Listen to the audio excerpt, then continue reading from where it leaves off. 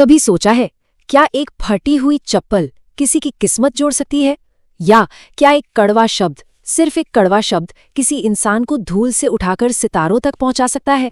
तो चलिए आपको ले चलते हैं उत्तर प्रदेश के एक छोटे से गांव रामपुर, जहां की धूल भरी गलियों में एक ऐसा इतिहास लिखा गया जिसने समाज को।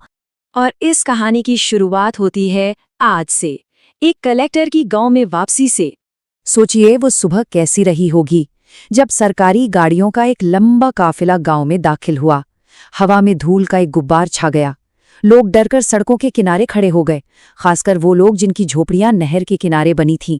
सबके मन में एक ही डर था कि आज बुलडोजर चलेगा और सब कुछ खत्म हो जाएगा। और फिर सबसे आगे वाली गाड़ी रुकी, ड्राइवर ने दरवाजा खोला और जो शख्स बाहर निकला उसे देखकर पूरा गांव एकदम सन्न रह गया। उस एक पल ने गांव वालों को वो अतीत याद दिला दिया जहां से ये सारी कहानी शुरू हुई थी। ये सब समझने के लिए हमें वक्त में थोड़ा पीछे जाना होगा, पूरे 10 साल पीछे। ये कहानी है एक मोची के टूटे हुए सपनों की। 10 साल पहले इसी गांव के किनारे एक पीपल के पेड़ के नीचे 25 साल का राहुल यादव लोगों की फटी चप्पलें सिलता था। हाँ, चेहरे पर मेहनत की थकान साफ दिखती थी, लेकिन उसकी आंखों में कुछ और ही था। कुछ बड़े सपने थे। वो दिन भर चप्पलें सिलता और शाम होते ही पुरानी किताबें खोलकर बैठ जाता। उसकी माँ गंगा देवी जानती थीं कि उनका बेटा सिर्फ चप्पलें नहीं जोड़ रहा, वो अपनी किस्मत जोड़ने की कोशिश कर रहा है। राहुल की जिंदगी में थी राधा, उसकी पत्नी। सुंदर थी, पढ़ी लिखी थी और उसकी आंखों में भी सपने थे। पर यहीं पर कहानी में एक पेंच था। दोनों के सपनों में जमीन आसमान का फर्क था। राहुल को मेहनत, पढ़ाई और वक्त पर यकीन था। वहीं राधा को रुतबा चाहिए था, शहर की चकाचौंध चाहिए थी और सब कुछ तुरंत चाहिए था। और यही टकराव उनकी जिंदगी का सबसे बड़ा मोड़ बनने वाला था। और फिर वो रात आई, एक ऐसी रात जिसने सब कुछ हमेशा के लिए बदल दिया। अपमान की वो रात। माहौल था गांव की पंचायत का। सब लोग जमा थे। बातों बातों में किसी ने राहुल के काम को लेके मजाक कर दिया। वहां एक हंसी गूंजी और बस राधा के अंदर सालों से दबा गुस्सा, शर्म और कड़वाहट एक साथ बाहर आ गए। उसने भरी पंचायत में राहुल की तरफ देखा और वो शब्द कह दिए जो शायद किसी जहर से कम नहीं थे। उसने कहा, मैंने सोचा था पति मिलेगा, यहाँ तो सिर्फ एक मोची मिला है। पंचायत में सन्नाटा छा गया। राहुल ने कुछ नहीं कहा। उसकी आंखों में आंसू नहीं थे, बस कुछ टूटने की आवाज थी जो शायद सिर्फ उसे ही सुनाई दी। उस रात के बाद सब खत्म हो गया। राधा तो उसी रात घर छोड़कर चली गई और अगली सुबह जब गांव जागा तो राहुल भी कहीं नहीं था। बस मेज पर एक कागज का टुकड़ा पड़ा था जिस पर लिखा था, माँ माफ करना, जब तक कुछ बन नहीं जाता वापस नहीं आऊंगा। और यहीं से राहुल की जिंदगी का एक नया अध्याय शुरू हुआ। एक ऐसा सफर जो पूरे 10 साल लंबा चलने वाला था।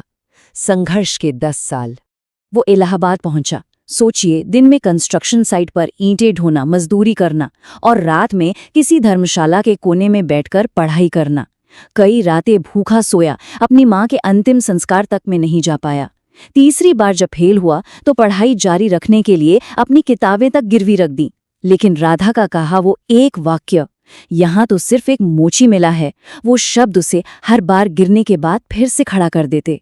और आखिरकार 10वें साल रिजल्ट की लिस्ट में एक नाम चमक रहा था, राहुल यादव। तो चलिए अब वक्त का पहिया घुमाकर वापस आज के दिन पर आते हैं।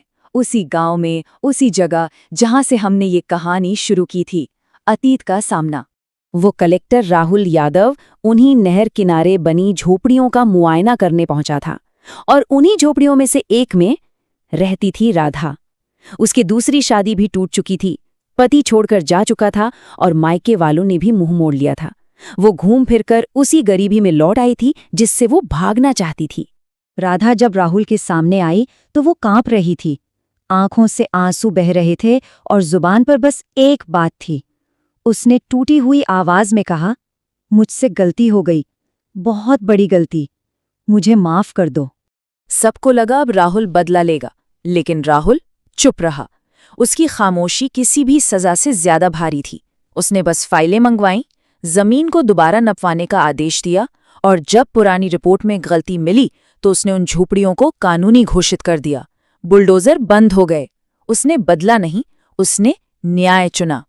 बस अपनी गाड़ी में बैठने से ठीक पहले वो पलटा और 10 साल में पहली बार राधा से कुछ कहा। उसकी आवाज में गुस्सा नहीं था, सिर्फ एक चुभता हुआ सवाल था। उसने पूछा, अगर मैं आज भी मूची होता तो क्या तुम मुझे इंसान समझती? राधा के पास इस सवाल का कोई जवाब नहीं था। सच का कोई जवाब होता भी नहीं है। तो क्या ये राहुल की जीत थी या राधा की हार?